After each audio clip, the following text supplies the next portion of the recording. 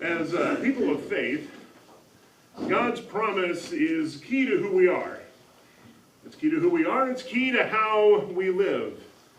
God's promise is not necessarily dependent on how we respond, but we need to be able to respond because otherwise that promise just doesn't seem to mean a whole lot. Not because anything happens to that promise, but because then we're just standing there and it's just passing us by. Our response is needed so that we understand what's going on. Now, often in those times when we aren't necessarily paying attention to something or we miss it, it doesn't mean that God has stopped working. God is still working.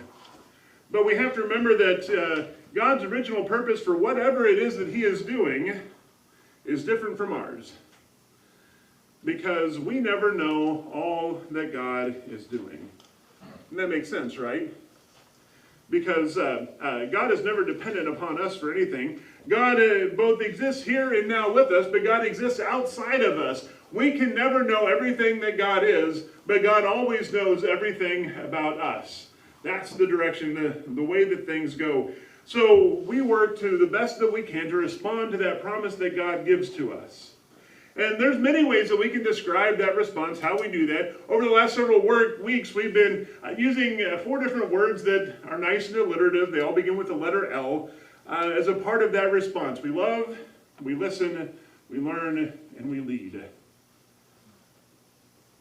Now I say that, and we need to know that even beyond that, there is more to these words. There's more to responding to that promise than just knowing Jesus as your Savior. As people of faith, that faith dictates how we lead, how we live, how we respond. It dictates who we are in this world today.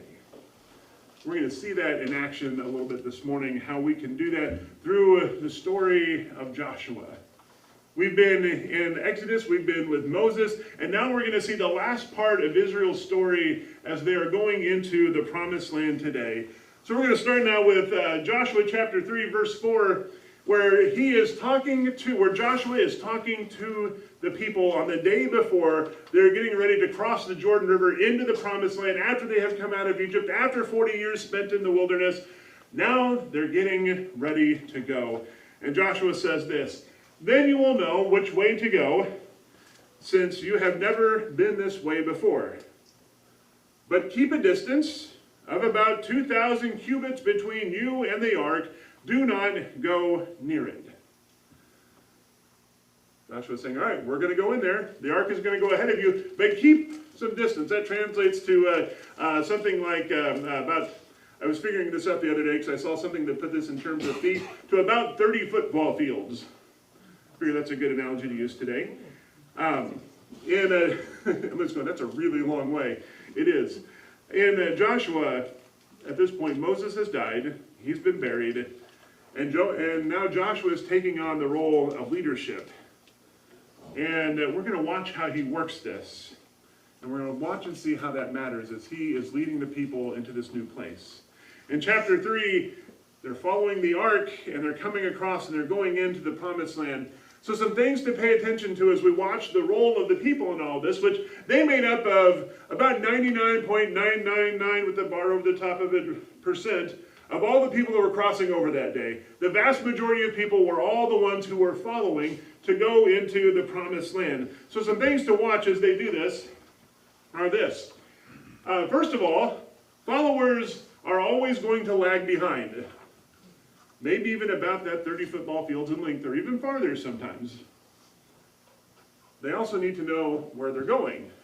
They need some direction, something that tells them where they are going, the direction that they're headed, and they need to know that this is reasonably safe. If you're looking at that and you're going, that's an odd turn of phrase, why did he put that in there? It's because the word reasonably is doing a whole lot of work. Because reasonably can mean a lot of things. Reasonably can mean that, well, I know wherever we're going is dangerous and maybe it's not great, but it's the better option that we've got, and I trust the people that are leading us as we go into there. That's reasonable. Maybe not comfortable, maybe not safe, but it's reasonable. Reasonable is contextual to wherever we are at any given point of time. We need to have some sort of reasonable idea that it's safe, or at least safer, than where it is that we've been. Now, each of these major groups that we're looking at here are doing something. Whether we're talking about Joshua, whether we're talking about the Ark of the Covenant and the priests that are carrying it, or we're talking about the followers, each has a responsibility in this story. There is no passive participation in all of the things that are going to happen. But we have to know that as Joshua is looking at this, and as we look at it, as we are seeking to lead and to be God's people, we have to plan for some of these things. We know if there's going to be distance, we can plan for that distance. And part of that planning is knowing who you're following. This is why Joshua was leading, because he knew who he was following. Even in the time, he's one of about 2 people, I think, who survived past that 40 years in the wilderness. Remember when the Israelites started, you go back to, at least many of you, we go back to watching the 10 Commandments on Easter, and we remember that time when Moses is up on the mountain, and it is great, and it is wonderful, and here are all the people back down there, and they're building a golden calf, right? Joshua was one of maybe 2 folks who didn't do that thing. And Joshua is now leading the people into the promised land because he knew where he was going. And the folks around him knew that. More importantly, God knew that and called on him to lead. Let's go into the next verse then. Now, Joshua told the people, "Consecrate yourselves, for tomorrow the Lord will do amazing things among you." Joshua knows that if the people are going to do anything, then he has to make sure that they're ready. They have a vague sense of where it is that they're going. They're going to the promised land. But they've never been there. Remember that when this story picks up, they're told they're going into the promised land. They have only ever heard about this place in stories because it has been generation upon generation that they were in slavery in Egypt. And so none of them had ever set foot in this place. They had just heard the stories that had been passed down from one generation to the next. So they're told they're going into this place that is only a story to them. And Joshua is helping them now to figure out and to know where they are as they get ready to make that journey. And consecrating themselves, preparing themselves for that journey is another stage in them and being ready to follow. Joshua is asking them to do things that they know. When he says prepare yourselves, consecrate yourselves, they kind of know what that means. They know that they're gearing up for something special. And the point of this is to keep them pointed in the right direction. It helps them to see where Joshua is getting his direction. That they know that he is following God. He is called to lead them in this direction as they're preparing themselves for this great moment. So very often, when we see failures that happen of things that just don't take off, they don't get going anyplace, they don't ever get past that first gathering of things to happen, it's because people just didn't know where they were going. There's a lot of times we can say there are lots of reasons why something doesn't happen, but we can lump all of it mostly down into just folks didn't know. Or even simpler than that, they didn't have the signs that they needed that said, go this way. They didn't have the signs that said, you're on the right track over here. And so we're going to take a few more verses down from this. We'll go to verse 9. And Joshua said to the Israelites, "Come here and listen to the words of the Lord your God." Joshua's asking them to prepare. And now he's saying, remember the story. Reminding them of where they're going. I one time had a pastor that I was attending a church, and we had just come through an extensive period of time where they put together a new mission plan. They had a new mission statement and vision statement and an idea for the church, and we were entering into a big capital campaign. And we were sitting in a smaller group of us, and she said, at a certain point, I get really tired of saying the same thing over and over again. Because she had said that new mission statement that we'd come up with over and over and over and over again. But then she said after that, but I have to remember that about the time I'm getting tired of saying that is the time most everybody else is hearing it for the first time. Because they haven't heard it many times before, but because it's finally sticking in. We have to say things a lot before we all begin to remember it. And so Joshua is saying, let me tell you a story. This is going to be a story that they have heard many, many, many times before because it's the story of the Promised Land. We don't really have the details for what Joshua is saying here, but we know, based on how we read the Old Testament and what we read even in the New Testament, that every time they tell a story about God's promise, they always go back to Abraham. They start with the person that God gave the promise to. And they say, and they retell that story over and over and over again. So that if you are reading through the Old Testament, you're like, haven't I heard this before? Yes, a whole lot of times, and you're going to hear it a whole lot of times more, because that's what we need so that we know what direction are we headed. Joshua is telling them what they need to hear so that they know why they're going into all of this work. And he's doing this in a way that they can understand, so that when they are following from that distance, they can see the bigger picture and they can continue to follow. Now let's skip ahead a few more verses. They've heard the story, they've been prepared, they maybe even had a good night's sleep the night before. Doubtful, because I don't know what y'all are like on a day before a big trip. I don't always sleep that well. But now they're ready, they're starting to cross over. And Joshua had instructions for some others. They told the priests that were carrying the Ark of the Covenant just what to do. Verse 17, and this is where now they are setting themselves up. The priests who carried the Ark of the Covenant of the Lord stopped in the middle of the Jordan and stood on dry ground, while all Israel passed by until the whole nation had completed the crossing on dry ground. Not the first time that the people of Israel had crossed over a river that should be pretty wet and soggy right now, but they crossed on dry ground. Because now they're crossing into the Promised Land. And the priests are carrying the Ark of the Covenant. This was, remember, this was for Israel. This was God's sign that they're with them. God very real and present in the Ark, standing now in the river that they are going to cross over. Now, Emily used to tell me when she was in youth ministry, and those of you that are teachers, or if you've ever worked with kids or students, or even just been in charge of a large group of people on an event someplace, your head's on a swivel, right? Moving back and forth, constantly looking to check and see and make sure that everyone is coming along, that no one is getting being held back anywhere. Parents, any of you watch Peppa Pig, or your kids watch Peppa Pig? The worst person to have on any sort of tour is going to be Pedro Pony, right?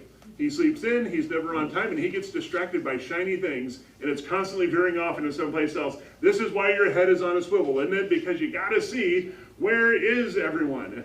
Leading is a lot less about showing up into a dangerous situation and jumping out into the middle of it, guns blazing. That's the John Wayne idea of leadership. That's the one that's popularized, that we think, all right, I'm going to be a leader, I'm going to go and do this. You know what leaders spend most of their time doing? They're like an overworked and exhausted tour guide. They're looking at this group of people they're in charge of, and they're saying, let's keep walking, let's keep walking, let's keep walking. That's leadership. Keeping the people moving. Keeping things going. The priests carrying the Ark of the Covenant were stationed in the middle of this riverbed, and when they started to walk out, that was probably still kind of squishy until they get out to the middle and it's dry, and their job is to stand there while all of these people come walking by them. They were important because they were recognizable. They held the Ark, the sign that God was with them, bringing comfort to the people as they were crossing over, a sign for folks saying you are moving in the right direction because God is here. Now don't overthink things. Sometimes we want to be something big and splashy so that folks know, hey, here's what you do, here's what you do, here's what you need to do. More often than not, what we need to be is that guy standing at the airport who's got your taxi waiting for you, who's got your name written in Sharpie on a piece of paper. Go this way. Or the one I have the most experience with is oftentimes what people need to see is you're the person that shows up early in the morning, standing on the side of the sidewalk, and that wonderfully super dewy morning grass where your feet get soaked within minutes of standing in it, while everyone else is walking by on a sidewalk, and you're going, go this way, go this way, go this way. And you're standing in the grass so that everyone else can get through on the sidewalk and can make their way, and you know good and well you're going to squish for the rest of the day. That's leadership. Don't overthink it. Sometimes it really is just that simple. Take stock of where you are right now. Which group are you a part of? Are you Joshua? Are you one of the priests carrying the Ark of the Covenant? Are you one of the everyone else that is a follower? You look at your life and you say, well, I'm kind of a little bit of all three of those right now. That's a valid response to this also, and that's okay. Here's the things to look at for each of those groups, no matter where you find yourself. For Joshua, stay focused on God. That was what got Joshua to this point. That's what gave him the credibility he needed to lead. That's what gave him purpose that he didn't know he would have otherwise. He stayed focused on God through all that he did. That's why he went through those 40 years and he was still here walking into the promised land. He was keeping that focus where it needed to be because he was doing that, so was everyone else. And then his job was to make sure he was bringing everyone else along with him, doing the best that he could to make sure that everyone else was coming along. If you are a part of the priests, the most important thing is to know who you're following, to know who it is that is ahead of you. They knew Joshua, they trusted Joshua, they knew that Joshua was the one that they could follow because he was following God. And also, then to stand in the hard places so that others can see. Stand in those places where sometimes if we're lucky, it just means we got squishy feet. Other times, maybe it's a little bit more difficult. We're looking, and we're doing like the priest, where you imagine being the priest, you know good and well you're standing in what is now a dry riverbed, but it wasn't too long before this, and you're going, I'm going to stand here. There might be some water to my back. And I don't know when it's going to come back, but I'm going to stand here until everyone gets through. And then, just as importantly, know where you're pointing. Are you pointing in the right direction? For them, it was easy. They followed Joshua. They knew Joshua was following God. They just needed to make sure they got in that direction. But if you're like everybody else, know who you're following and know who they're following. Doesn't mean anyone's going to be perfect. Joshua's going to have his moments. Moses had his moments. Abraham had his moments. But know who you're following and know who they're following. And know that you are going in a good direction. And even from a distance, keep moving. About the time that you think you are good and tired and you're ready halfway across the river to say, I'm going to stop right here, I'm going to pitch my tent in the middle of this dry riverbed because I'm just too tired and I can't keep going. Keep moving on.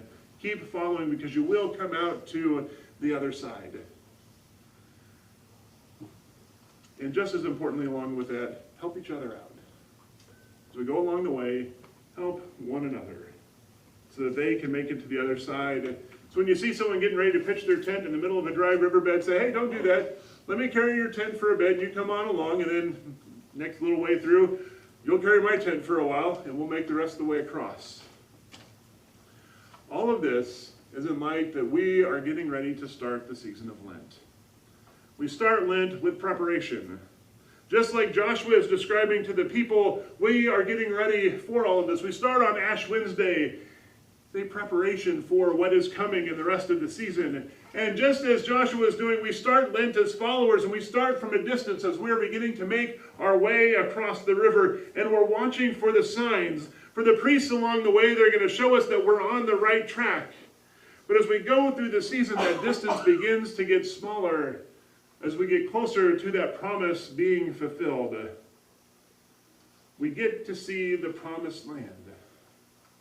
The first mini climax of the story comes on Palm Sunday, with Jesus' triumphant entry into the city of Jerusalem, and folks say, this is good, this is great. That's not the end of the story, but it's a high point.